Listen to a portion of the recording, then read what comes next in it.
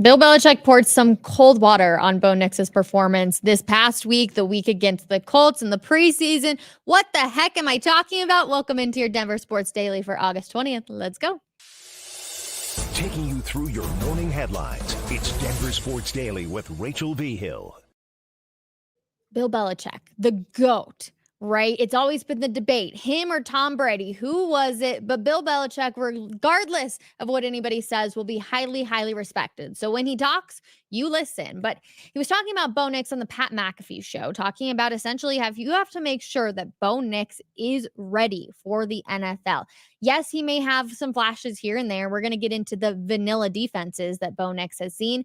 But essentially, you got to make sure he's ready to good, because you can't put Bo out there, find out that he's not ready, take him out, and then put Jarrett Stidham back out there and go that way. And I think we all probably agree with Bill Belichick on that. But Bo Nix has gone up against some vanilla defenses, and maybe we need to take a step back on saying if he's ready or not. Take a listen.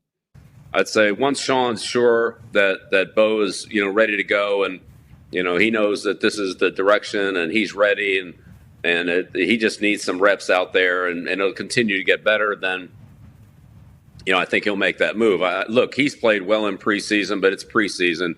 The coverages are simple, but he's delivered the ball well. He's got it out on time. He sees the field well. He's done a good job of taking care of the ball. He's done a good job of extending some plays and making good decisions with the ball in his hands under some pressure. So, but again, it's against very vanilla defenses. I think how it goes in practice against both the Denver defense and their joint practices, that's part of it too. We just haven't seen those. But he's obviously done a good job. I mean, he's gone in there and played, very well in a couple of preseason games. So that doesn't surprise me. He's played a lot of good football in his career. I believe. Yeah, we have seen the vanilla defenses, right? No team's actually going to show us their scheme just in the preseason games, but Bo Nix has already exceeded expectations going up against those defenses. Are we going to see rookie mistakes in the season if he starts? Absolutely. Would we see mistakes against, Jarrett Stidham and the ones on another team? Absolutely. Bo Nix looks the best out of the three quarterbacks that we have seen. In fact, we're even going to get into it because Sean Payton still has high praise for one of the other quarterbacks. I promise we'll get to that video here in just a little bit. But I say, why not run with the rookie QB? He looks good. He looks solid. Out of the three quarterbacks that we have seen out of the preseason, Bo Nix looks like he could be leading the way. So it's not like just because Jarrett Stidham could go out there week one that we wouldn't see mistakes from him that we've seen in the preseason, and same for Bo Nix. So I get what Bill Belichick is saying because you want to look at the future and the long term, but I also think that Bo Nix has proven more than anything that he is most likely ready for that. So that also leads us into one of the top sports analysis in the game. Thinks that Bo Nix is in fact the best in the class this year. Bo Nix was the sixth quarterback taken off the board during the 2024 NFL draft, but that doesn't mean that he has to remain as the sixth quarterback going into the season. Colin Cowherd made the surprising declaration about the Broncos rookie on his podcast, and it's been going viral. Cowherd goes on to talk about how Caleb Williams, the number one overall pick, has a defensive head coach with the Chicago Bears.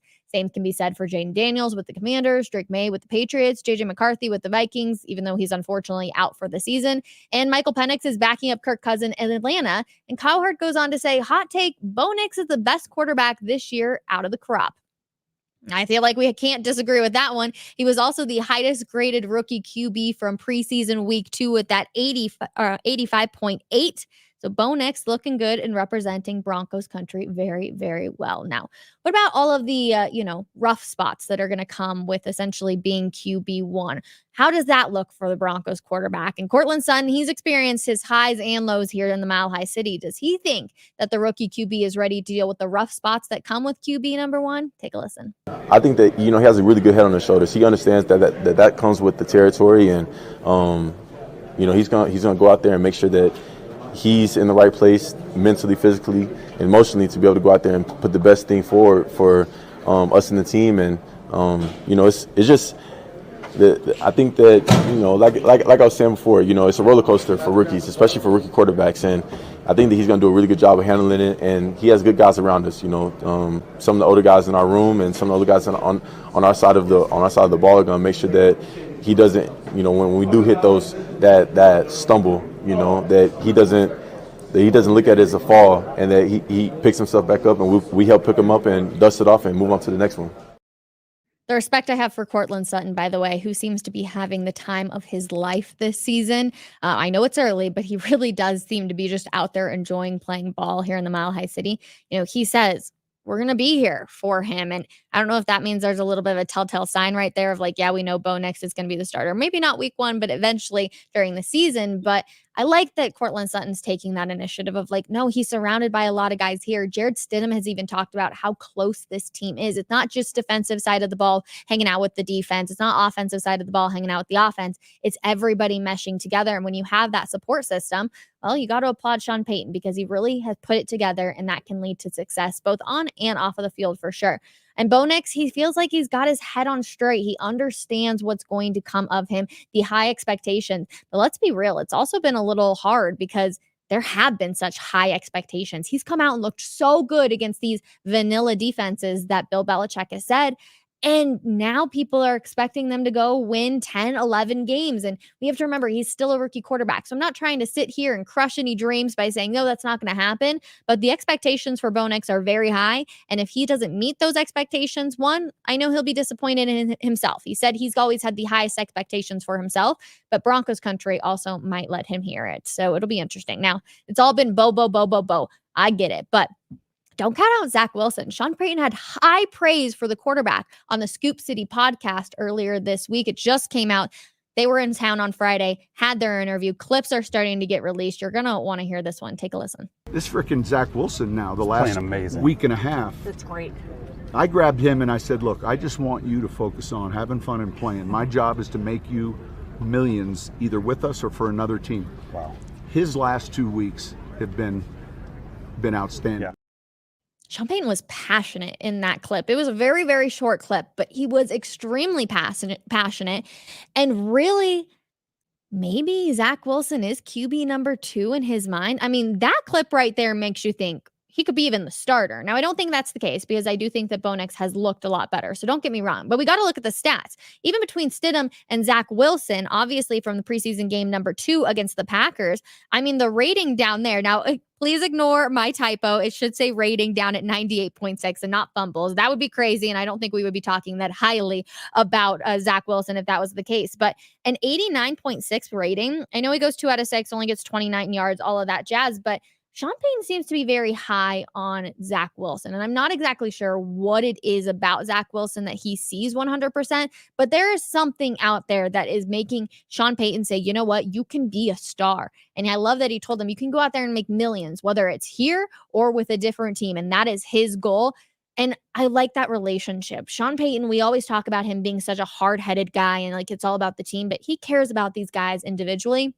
And he has given Zach Wilson a bit of a fresh start. So we really got to give it to him on that front. And I'm going to be very interested to see if Zach Wilson somehow ends up being QB number 2 behind Bo Nix. Of course, we will wait to see. Now, if you are a betting man or a betting woman, one sportsbook is calling the Denver Broncos the worst team in the NFL with a 301 shot to win the Super Bowl. Yeah, you heard me say that right. The next worst is the Carolina Panthers at 250-1, the New England Patriots at 180-1, and the New York Giants and Tennessee Titans are both 150-1. So a cool $10 wager on Denver would net someone $3,000 if the Broncos in fact did the possible. Now, of course, we're not telling you to go out there. It would be very, very crazy if the Broncos did go on somehow to win the Super Bowl. But let's be real. How Bo Nix has looked, we're really saying that they could be the worst team in the NFL. That feels a little disrespectful. Now, there's one person in the media who does not think the Denver Broncos are going to be the worst team in the NFL. But in fact, he believes that the Pittsburgh Steelers could be one of the worst teams in the NFL next season. After the Steelers' dismissal of 9-3 in their preseason defeat by the Buffalo Bills, Smith said that they have last place written all over them. Quarterback Russell Wilson has been slowed by a calf injury for much of training camp and completed just 8 of 10 passes for 47 yards on Saturday. He also took 3 sacks during 5 scoreless series. So they're putting the blame a lot on, it seems like, Russell Wilson. Of course, we only saw a few series out of the quarterback that was once a Denver Bronco, now with the Steelers. but Stephen A doesn't seem too high on him. And it feels like a lot of people are starting to look at Russell Wilson the same way that a lot of us here in the Mile High City have looked at him. And I feel like it's one of those things too, where it was either you were blaming Sean Payton or you were blaming Russell Wilson. And now you're seeing Sean Payton and his offense work and Russell Wilson continuing to have those struggles. So it feels like one bandwagon is kind of jumping over to the other one, but not a good bandwagon for sure. So we'll end up seeing what happens with Russell Wilson, of course. I know lots of people are still interested in the QB, whether he wins or loses. Last one we got for you. And this is a little bit of a crazy one, but following Team USA's men's basketball gold medal win, a handful of players were drug tested. Anthony Edwards and Kevin Durant appeared on the boardroom talks, and Edwards said, we quote unquote, we couldn't even really celebrate for real because me, him, and Steph Curry had to take like a drug test or something. Moderator Jalen Rose joked, referencing Curry's clutch 3-pointers towards the end of the gold medal game against France. It's only right that they gave Steph one, the way he closed that deal, because that was crazy. They're not messing around in the Olympics. Obviously, everything must have came back completely clean on their end. No surprise. These guys all just know how to ball, and they continue rolling with their gold medals. I just found that to be really, really interesting. I was like, I can't believe that they drug tested them. And it also sucks that they couldn't go celebrate, but that's a whole other thing. All right. Questions, comments. Okay. He always has something negative to say about the Broncos. I don't think that's being negative. I think Bill Belichick, this was from earlier on in the show, so I'm assuming you're talking about Bill Belichick. I don't think he's trying to be negative at all. I think he's also just trying to be really real. And that's been a lot of concern for people, is like, you can't just throw a rookie quarterback out there. Like, you have to make sure he's ready. But Bo Nix really does feel like he's ready. He has the most amount of college games underneath his belt between his time at Auburn and Oregon. He's gone through a little bit of the crazy news cycle and all of that. I feel like he's just ready. The way he approaches everything, the way he comes to the podium, he just really seems to have his head on straight. And I do think that he would do a great job of being the Broncos' #1 quarterback. So I don't think Bill Belichick is necessarily being negative. I think he's just trying to be very realistic in case Sean Payton decides to go a different way. Good morning, Rachel. Yes, I agree with Bill. That's why I say hit the brakes a bit to people. Yes, I know everybody's really, really excited right now. And trust me, I am too. It has been so fun to go out there and watch an offense that can actually get down the field, be able to get in scoring opportunities. But do I really think that they're going to go on to, make the playoffs or any of that stuff? It would be really, really impressive if they make a wild card spot. I would be thrilled with that. So yeah, we got to pump the brakes just a little bit and see what actually happens when we get some #1 defenses out there, and see how they do. I have no problem with what Belichick said. I actually think he likes Bo as a player. Same. I think he has a lot of respect for it.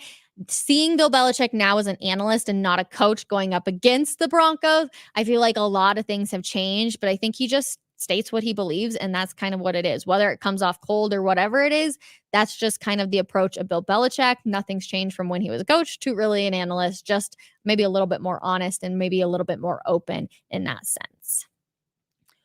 Rachel, did you see Gabe Landeskog skating? It's encouraging to see how he progressed. Hopeful for a return sometime this fall. Wait a second. I did not see that. Please go tag me on the video on Twitter. I would love to see it. I know that he was at Cale Makar's wedding, looking really good up there in Boulder, Colorado, but I have not seen any video of him skating. So tag me on that video. Would love to see it. I can't wait for him to get back out there. We miss the captain so much.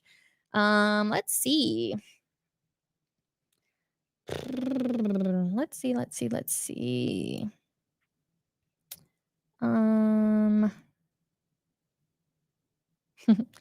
Who should we expect to see start at quarterback on Sunday? Ooh, what a great question.